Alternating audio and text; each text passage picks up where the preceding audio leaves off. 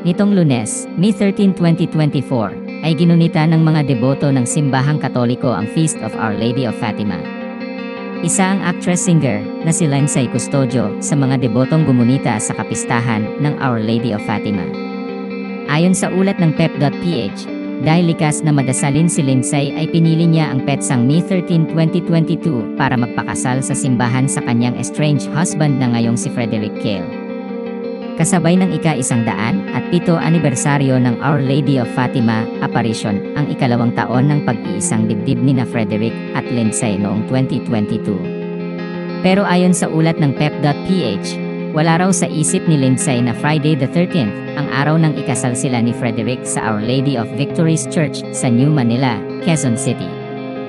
Sinabi ni Lindsay sa eksklusibong panayam sa kanya ng pep.ph na pagkatapos ng seremonya ng kanilang kasal sa simbahan, ay pinilit umano siya ni Frederick na dumaan muna sa bangko, habang suot pa ang kanilang wedding outfits, para ideposito ang mga tseking regalo ng kanilang mga ninong at ninang sa kasal. Ginamit raw ang perang iyon bilang pambayad sa mga gastusin sa kanilang wedding reception.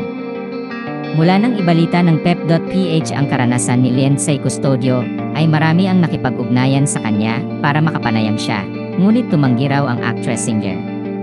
Unang nagpakasal sina Lindsay at Frederick sa isang civil wedding ceremony sa Muntinlupa City noong May 1, 2022 kung saan si Muntinlupa City Mayor Jaime Fresnedi ang nag-officiate ng kanilang kasal.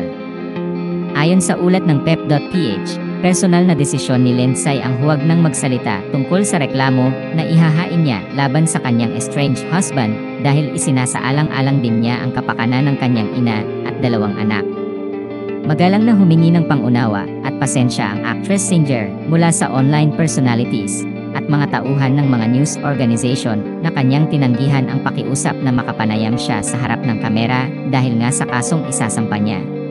Matatanda ang ibinalita ng pep.ph na Republic Act 9262 o Anti-Violence Against Women and Their Children ang kasong nakatakdang isampa ni Lindsay laban sa kanyang estranged husband.